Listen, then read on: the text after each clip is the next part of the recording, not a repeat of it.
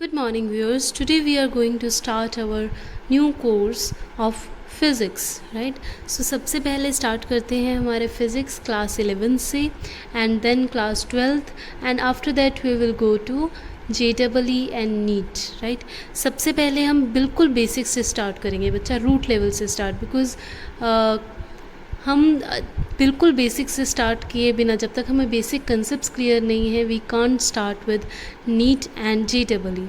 So let's start. Our first video is about 11th class and it is about first chapter of 11th class, that is our physical world, right? कई बच्चे ये chapters छोड़ देते हैं, हमें school में भी नहीं करवाया जाता है, but this is most important chapter जिसमें आपको बेसिक लेवल से जब भी आप स्टार्ट करते हैं आपको कुछ भी छोड़ना नहीं है, ताकि आपको पूरा फुल बेसिक नॉलेज गेन करने के बाद आप स्टार्ट कर सकें अपना एडवांस लेवल पे, राइट? सो फर्स्टली हम स्टार्ट करते हैं फर्स्ट चैप्टर फिजिकल वर्ल्ड से.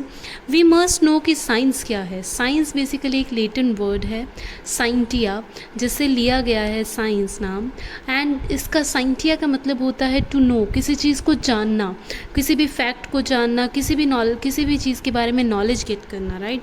सो साइंस बेसिकली एक बच्चा सिस्टमेटिक तरीका है किसी भी चीज़ को समझने का, चाहे वो कोई नेचुरल फिनोमिना हो, चाहे वो केमिकल्स के बारे में हो, चाहे वो एटम्स के बारे में हो, चाहे वो मॉलिक्यूल्स के बारे में हो, राइट? एंड जो भी हमें उसको जानने से, ऑब्ज़र्व करने में से जो भी हमें उसकी नॉलेज मिली है, उससे हम कुछ प्रेडिक्शंस करते हैं, कुछ मॉडिफिकेशंस करते हैं उस नॉलेज में, एंड उसको हम यूज़ करते हैं अपने कंट्रोल्ड फिनोमिनाज में, चाहे उसको समझने के लिए, चाहे उसमें एक्सपेरिमेंटेशन करने के लिए, राइट?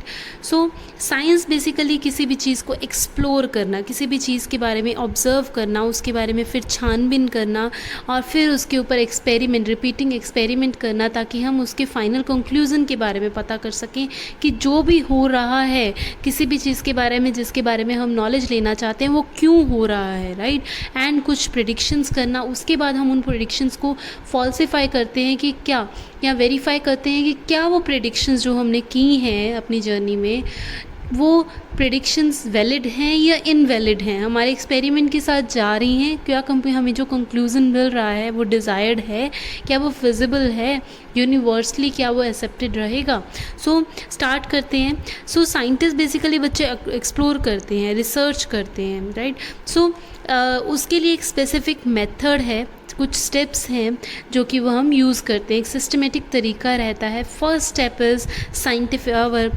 इस मेथड को हम कहते हैं साइंटिफिक मेथड, राइट? जो भी हमने नॉलेज गेन की है डेप्थ में, उसको हम यूज़ करके अपने कंक्लूजन्स तक पहुंचते हैं कि ये ऑब्ज़र्व जो हमने किया है फिनोमिना क्यों हो रहा है, इसके पीछे क्या रीज़न है, क्या मैथमेटिकल कंसेप्ट्स हमें मिले हैं, राइट? तो स्टार्ट करते हैं. हमारे कुछ कंसेप्ट्स हैं as you can see in notes. Scientific methods के जो कंसेप्ट्स हैं वो है, फर्स्ट इज़ सिस्टमेटिक ऑब्जर्वेशन. देखिए बच्चे, जो भी हमारे आसपास हो रहा है, चाहे वो कोई नेचुरल फिनोमिना है, जो भी है, हम उसको ऑब्ज़र्व करते हैं और हमारे दिमाग में क्वेश्चन आता है कि क्यों हो रहा है ना?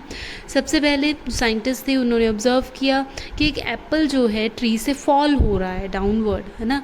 अब डाउनवर्ड ही क्यों फॉल हो रहा है, उनके दिमाग में जब उन्होंने ऑब्ज़र्व किया तो एक क्वेश्चन आया, जिसके बेस पे उन्होंने दोबारा एक्सपेरिमेंट करके उस एप्पल को गिरा के देखा होगा, उसकी स्पीड चेक किया, उसका मोशन कैसा है, सब कुछ ऑब्ज़र्व किया, राइट?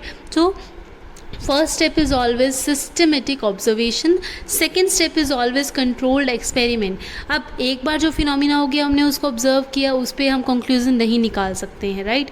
सो हमारा क्या रहता है बच्चा कि हम उस चीज़ को एक्सपेरिमेंट कंट्रोल्ड तरीके से, कुछ स्पेसिफिक हमारा कंट्रोल्ड मेजरमेंट्स लेके हम क्या करेंगे, दोबारा से उस चीज़ को परफॉर्म करके देखते हैं कि ये जो फिनोमिना हुआ इसके पीछे क्या साइंस है, क्या कंक्लूजन्स मिले हैं, क्या थ्योरीज हम जनरेट कर पाएंगे. So second step is always controlled तरीके से हम एक्सपेरिमेंट करते हैं. Now the third step is qualitative and quantitative reasoning, right? Reasoning, अब एज आई टोल्ड यू, जो भी हमने मेजरमेंट्स किए हैं हम चेक करते हैं कि क्या वो वैलिड हैं, क्या वो हमारे एक्सपेरिमेंट को कंक्लूजन दे पा रहे हैं, क्या हम इससे कुछ थ्योरीज जनरेट कर पा रहे हैं, जो ये एग्जिस्टिंग थ्योरीज हैं क्या हम उनमें कुछ मॉडिफिकेशंस कर पा रहे हैं, या जो हमारी क्वालिटी ऑफ एक्सपेरिमेंट है वो कैसी है, क्या हमने प्रिकॉशंस लिए हैं जो भी उसमें बोले गए हैं, या जो भी हमारा ऑब्जर्वेशंस है क्या क्या वो ठीक जा रही हैं, जो हमने ऑब्जर्व किया क्या उसी तरीके से हो रहा है, right. So third step is always quality and quantity, right. Qualitative and quantitative reasoning हम करते हैं अपने आप से, और जो वैलिड डाटा है उसको एक्सट्रैक्ट करके हम अपने एक्सपेरिमेंट को नेक्स्ट लेवल पर लेके जाते हैं। Next level of scientific method is always mathematical modelling. As you know, आपने जब भी फिजिक्स में, कई बच्चों को डर लगता है मैथ्स में, है ना, और वो कहते हैं कि यार फिजिक्स बहुत मुश्किल है बिकॉज इसमें क्या है, मैथ्स आ जाता है। बट मेरे प्यारे बच्चों, हम लोग अपना फिज़िक्स कर ही नहीं पाएंगे मैथ्स के बिना। जो फिज़िक्स का लैंग्वेज है, उसको बयां करने का तरीका है, that is our mathematics, right. Mathematics के बिना फिज़िक्स पॉसिबल ही नहीं है।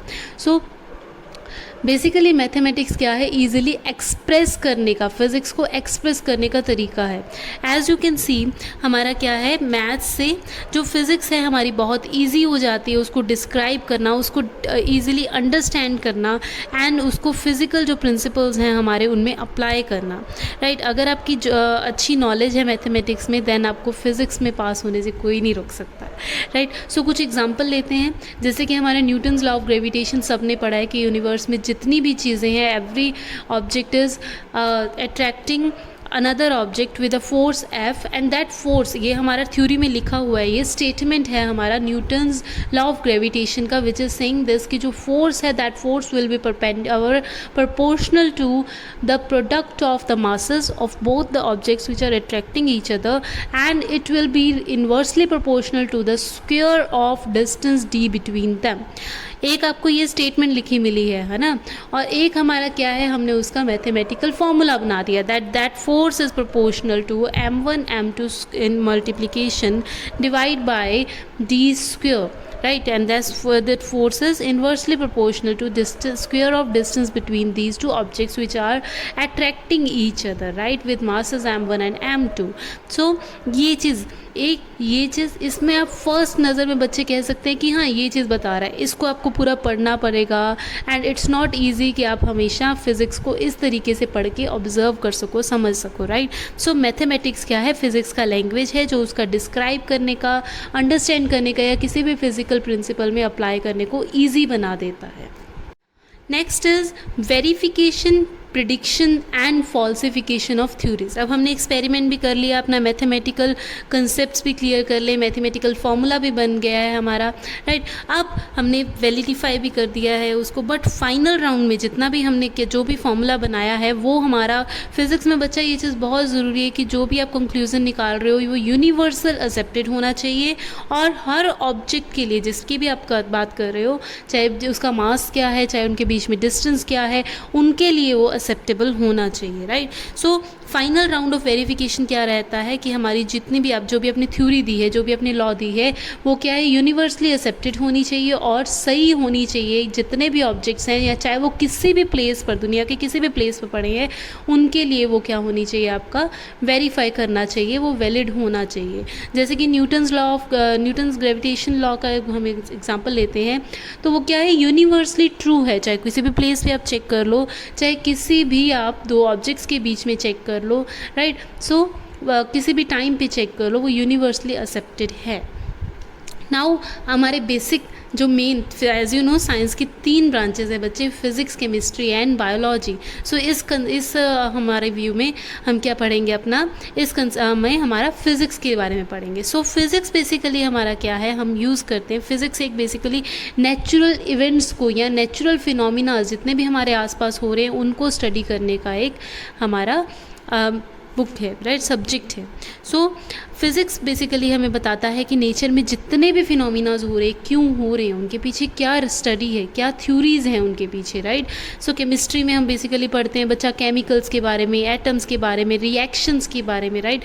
बट बायोलॉजी में हम पढ़ते हैं लिविंग ऑर्गेनिज्म, मॉलिक्यूल्स, उनकी एनालॉजी के बारे में, उनके सेल्स के बारे में, ये सब हमारा रहता है। बट फिज़िक्स में हम नेचुरल इवेंट्स, जैसे कि विंड ब्लो हो रही है, सी ब्रीज है, लैंड ब्रीज है, कंडक्शन है, हमारा हीट चाहे कंडक्ट हो रही है, चाहे इलेक्ट्रिसिटी कंडक्ट हो रही है, क्यों हो रही है, उसके पीछे रीज़न क्या है, उसके पीछे थ्योरीज़ क्या है, वो हम फिज़िक्स में पढ़ते हैं। अगर हमने लाइट, बेसिक चीज़, हमने लाइट का स्विच ऑन किया, लाइट इलेक्ट्रिसिटी कंडक्ट हुआ और हमारा लाइट चल गया, उसके पीछे भी एक थ्योरी है, उसके पीछे भी डिफरेंट कॉन्सेप्ट्स हैं, तो उसके बारे में हम फिज़िक्स में पढ़ते हैं।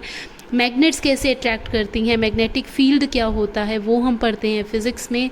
अर्थ कैसे रिवॉल्व करती है, कौन सी थ्योरी है इसके पीछे, कौन से टाइप का मोशन है, कौन सा फोर्स लग रहा है, राइट, क्या रीज़न क्या है अर्थ का मूव होने का सन के अराउंड, वो सब हम पढ़ते हैं फिज़िक्स में। रेनबोज कैसे फॉर्म होते हैं, स्काई ब्लू क्यों है, स्टार्स क्यों ट्विंकल, इनमें से कुछ क्वेश्चंस बेसिक लेवल पे आप पढ़ चुके हैं अपनी प्रीवियस क्लासेस में, राइट। या फिर एप्पल कैसे फॉल डाउन हुआ ट्री से, उसके पीछे क्या ग्रेविटी था, कौन सा फोर्स था, क्या उसके ऊपर मोशन था, किस तरीके से फ्री टाइप मोशन था, आप सब कुछ पढ़ते हैं। या फिर हमारे घर का जो फ्रिज है, या फिर हीट इंजन्स हैं, या फिर आपकी कार है कैसे चलती है, उसके पीछे क्या रीज़न है, क्या थ्योरीज़ हैं, हम सब अपना फिज़िक्स में कंबाइन करते हैं।